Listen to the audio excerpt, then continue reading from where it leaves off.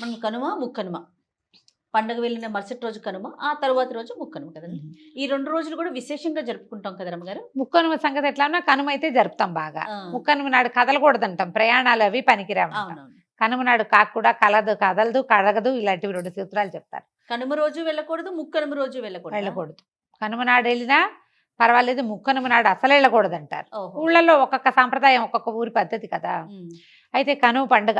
ఈ కనుమ నాడు ఏంటంటే సంక్రమణం అప్పుడు భోగి సంక్రమణ మధ్యకాలంలోనే త్రివిక్రమావతారం జరిగిందని. ఏది వామనుడు బలిచక్రవర్తి దగ్గర దానం తీసుకున్నాడని, ఓకే. భూమి ఆకాశాలు తన 2 పాదాలతో ఆక్రమించాడని, తర్వాత 3వ పాదం ఎక్కడ పెట్టమంటావు అని అడిగితే మన బలిచక్రవర్తి నెత్తి మీద పెట్టాడని చెప్తారు. ఓహ్! అయితే ఈ బలిచక్రవర్తి ఇలా భూమిలోకి పాతాళంలోకి తొక్కివేయబడిన బలిచక్రవర్తి ఈ కనుమ నాడు సంక్రమణం చెందిన తర్వాత, సూర్యుడు సంక్రమణం చెందిన తర్వాత రోజున ఆయన భూవిహారానికి వస్తాడు. హుహు. భూమండలం అంతా ఆయనది. అదేలెండి. ఇప్పుడు భూమిని వామనుడికి దానం ఇచ్చేశాడు. భగవంతుడికి ఇచ్చేశాడు దానం. ఈ తను దానం చేసినది ఎలా ఉందో చూడటం కోసం ఆయన వస్తాడని చెప్తారు. హుహు. మనం ధనుర్మాసం మొదలైనప్పటి నుంచి, నెలగంటు పెట్టినప్పటి నుంచి ఏం చేస్తాం, పీటల ముగ్గులు వేయటం మొదలు పెడతాం అవును. కదా. గళ్ళ ముగ్గులు, గీతలు, పీటలు అంటారు అవును. ఎవరి ప్రాంతాన్ని బట్టి వాళ్ళు. కానీ ఖచ్చితంగా ఆవు పేడతోటి కళ్ళాపు చల్లటం, పెద్ద పెద్ద ముగ్గులు వేయటం, అవకాశం ఉన్న వాళ్ళు గొబ్బిళ్ళు పెట్టుకోవటం, రకరకాల ముగ్గులు, రోజుకో ముగ్గు చొప్పును కూడా వేస్తారు. ఈ రోజున ఏం చేస్తారు, సంక్రమణం రోజున కూడా పెద్ద పెద్ద పీటల ముగ్గులే వేసుకుని ఇవాళ రథమ ముగ్గు వేస్తారు. ఈ రథం ముగ్గు ఏం చేస్తారు, తూర్పు నుంచి పడమరకి ప్రయాణం చేస్తున్నట్టుగా తాడు అటువైపు వేస్తారన్నమాట. తూర్పు పడమరలకు వేస్తారు. అవునండి. ఒక రథం ఎక్కి దిగి బలిచక్రవర్తి 2వ రథం ఎక్కి దిగి మన ఇళ్ల వైపు ప్రయాణం చేసి వస్తాడని, తను వదిలేసినటువంటి భూమి యొక్క పంటలు ఎలా ఉన్నాయి, భోగభాగ్యాలు ఎట్లా ఉన్నాయి, పాడి పంటలు సక్రమంగా ఉన్నాయా లేదా అని చెప్పి ఆయన వస్తాడు, భూవిహారానికి వస్తాడు అని చెప్పి ఈ రోజున మనం రథం ముగ్గులు వేసుకుంటాం. ఓకే. పండగ రోజున పొంగల్ చేసుకోవటం, చక్కెర పొంగల్ చేసుకోవటం ఆ విధానంగా చేసుకుంటాం. కనుమ నాడు తప్పకుండా గారెలు తినాలని చెప్తారు. కనుమ నాడు మినుము తినాలి అని. కనుమ నాడు గారెలు చేసుకోవటము, తర్వాత ఏమో మన అక్కడి నుంచి బసవన్నని గౌరవించటం. ఈ రోజునే భగవంతుడు పరమేశ్వరుడు రైతుల కోసం నందీశ్వరుని భూలోకానికి పంపించాడని చెప్తారు. అందుకని తప్పకుండా బసవన్నలని, ఎడ్లని, గిత్తలని చక్కగా స్నానం చేయించి అలంకరించి బసవేశ్వరుడుగా ఏమన్నా మన నందీశ్వరుడుగా పూజించి, తర్వాత ఎడ్ల పందాలు అవి చేస్తారు. కొమ్ములకి రంగేయటము, బంతిపూల దండలు చుట్టటము, తినిపించటం. గారెలుండి తినిపించే పద్ధతి కూడా ఉంది. మినపప్పు నానబెట్టిన మినుముని తినిపిస్తారు. ఒక్కొక్క ప్రాంతాల్లో ఒక్కో రకంగా ఉంటుంది. ఈ కోడి పందాలు, రకరకాల పందాలు వేసుకునే వాళ్ళు వీళ్ళు ఇది చేసుకుంటారు. కానీ మామూలు రెగ్యులర్ పూజా విధానమే మనం ఈ మినుము దానం చేయటం కూడా, పంచుకోవటం. మినపప్పుకు మనం గారెలో వాళ్ళలో ఏదో చేసుకుని, దీపగారెలో బెల్లం గారెలు చేసుకుంటాం కదా, స్నేహితుల ఇళ్ళకి పంపించడం మంచిది. దాన ప్రక్రియే ఒక రకంగా. కోట్లకి, రోడ్ల మీద కనపడే ఆవులకి అన్నిటికీ కూడా మినపప్పు నానబెట్టి, పొట్టు తీయని పప్పు అయితే మంచిది. పొట్టుపప్పు అయితే ఆ పప్పుని అలాగే నానబెట్టింది ఒక దోసెడు పెట్టడం, వడ్లు అవి దానం చేయటం. పాతకాలంలో ఏం చేసేవాళ్ళు, పల్లెటూళ్ళలో ఈ వడ్ల కంకులు ఇవన్నీ వేళ్లాడేసేవాళ్ళు. పక్షుల కోసం వేళ్లాడేసేవాళ్ళు. ఇంతంత కంకులు చేయటం, ఇట్లా కట్టకట్టడము, ఓ చోట పెడితే అక్కడి నుంచి పక్షులు గింజలు వలుచుకుని తింటూ ఉండేవి. వడ్లు దానం చేయటం, ఎవరైనా వస్తే ఓ గుప్పెడు వడ్లు దానం చేయటం. గుప్పెడు అంటే ఇన్ని వస్తాయి, దోసెడికి వస్తారు. ఇట్లా దోసెలతోటి దాన ప్రక్రియ. తర్వాత ఈ కనుమ నాడు మనం మన బలిచక్రవర్తిని గౌరవించే విధానం, ముగ్గులు వేసుకుంటాం. సంక్రాంతి పండుగ అంటేనే దానం దానం దానం దానం. అలానే పితృదేవతలకి మనం స్మరించుకోవటం. అంతే అంతే. ఈ రోజున ఏం చేస్తారంటే బలి వేసే విధానం ఉంటుంది. ఇదివరకట, మరి ఎంతకాలంలో క్రితము అనేది నాకు తెలియదు, కానీ నాకు తెలిసే నాటికే మా పొలిజల్లటం అనేది ఒక పద్ధతి ఉంటుంది. ఈ కనుమ నాడు ఏం చేస్తారంటే పసుపు, కుంకుమ, కొత్త బియ్యపు దీంట్లో కలిపి దాన్ని పొలాల్లో చల్లుతారు. భూత బలిగా చెప్తారు. పొలి చల్లటం అంటారు. పొలిమేరల్లో చల్లుతారు. రకరకాల జబ్బులు రాకుండా, ధాన్యం మళ్ళీ పంటలు బాగా పండడానికి ఈ బలి వేసే దాన్ని ఏం చేస్తారు, ఇది వరకు మేకనో ఇదేనో ఇచ్చేవారు. మరి ఎలా పోయిందో అవన్నీ పోయినాయి ఊళ్ళలో. అలా చేసేవి ఇంకా ఉన్నాయేమో ఆచారాలు కొన్ని ఊళ్ళలో. బలి వేయటం ఉండుంటుంది. మనకి కనపడుతున్న ప్రాంతాల్లో మాత్రం ఇంకా అది లేదు. కుష్మాండ బలి చేస్తారు. కుష్మాండం అంటే గుమ్మడికాయ పగలు కొట్టడం. గుమ్మడికాయ కూడా ఇంచుమించుగా దీంతో సమానమైన బలవర్ధకమైన ఆహారంగా నమ్ముతారు, మాంసంతో సమానమైందని. అందుకని ఈ కూష్మాండ బలి చేసి ఇళ్ళకి చేసుకుంటారు, పొలాలకి, ఫ్యాక్టరీలు, కంపెనీలు ఏమైనా ఉంటే అక్కడ కూష్మాండ బలి చేయటం కూడా ఉంటుంది. వాళ్ళ వాళ్ళ విధానాన్ని బట్టి ఎక్కడెక్కడ ఎట్లా ఉంటే ఏ ఊళ్ళల్లో ఏది ఉంటే అది. అయితే ఈ పొలి చల్లటం మాత్రం పొలాలు ఉన్న చోట, పంట పొలాలు ఉన్న చోట తప్పకుండా చేస్తారు. గ్రామపు పొలిమేరల్లో, పొలాల దీంట్లో అంటే అన్ని కోసేసి ఉంటాయి. అవును, మళ్ళీ దున్నడానికి మొదలు పెట్టాలి, ఇంకా టైం ఉంది కదా, ఇంకో నెల పోయాక ఇప్పుడు స్టార్ట్ చేస్తారు. ఈ లోపల ఈ పొలి దాన్ని అలా చల్లుతారనమాట. ఎక్కడ అంటే మనం ఇంట్లో మనం చేసుకోవాల్సిన విధానాలు అయితే ఇవి కాదు, ఏం చెయ్యం.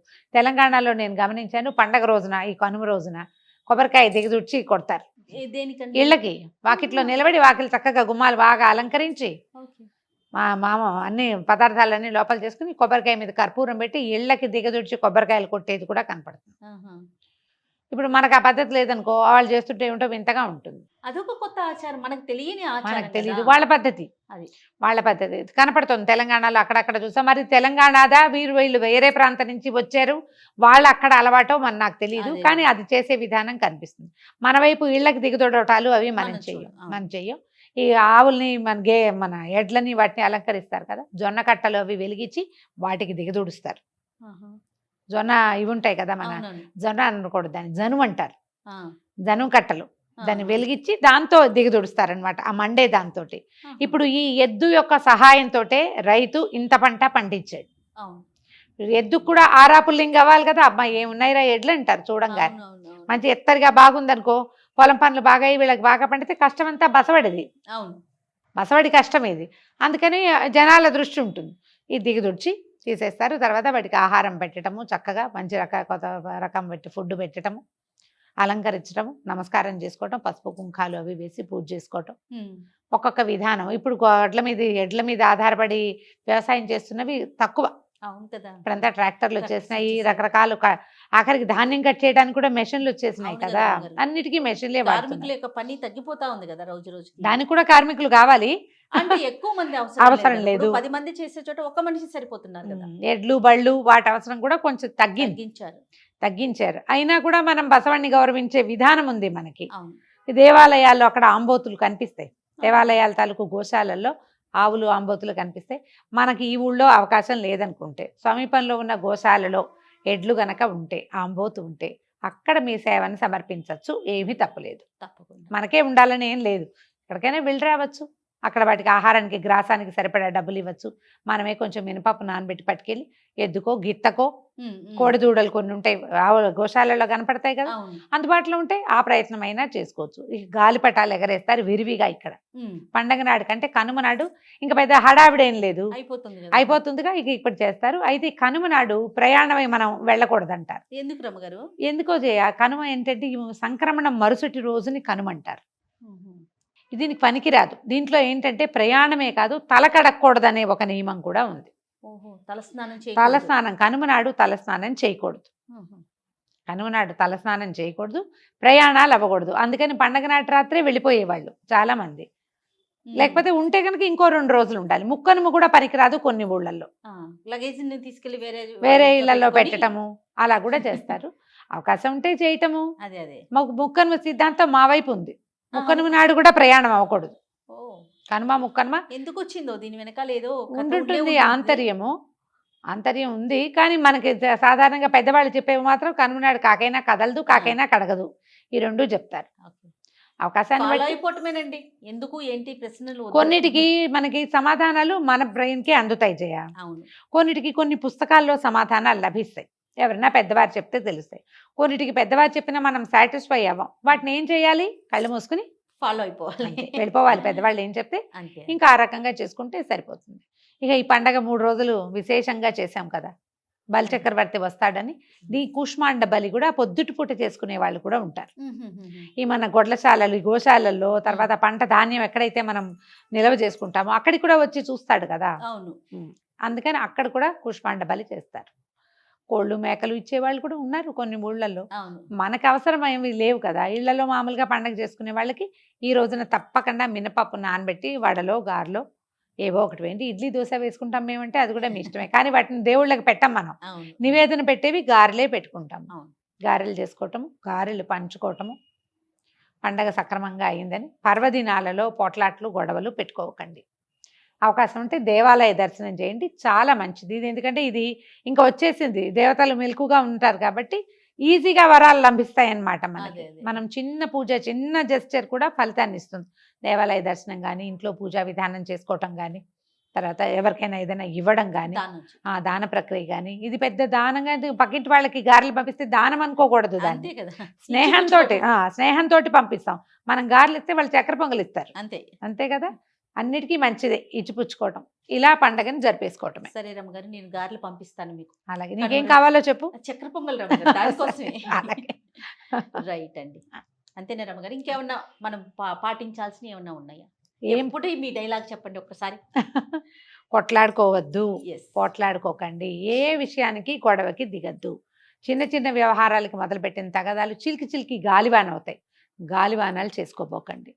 పైగా ఇవి సంవత్సరపు మొదటి నెల, ఈ ఏడాది ఇప్పుడే స్టార్ట్ చేస్తాం. చక్కగా ఏదైనా ప్రాబ్లమ్స్ ఉంటే వాటిని వెనక్కి వదిలేసి ఫ్రెష్గా స్టార్ట్ చేయండి. పర్వదినాల్లో మొదలుపెట్టి చక్కగా విజయవంతం అవుతాయి.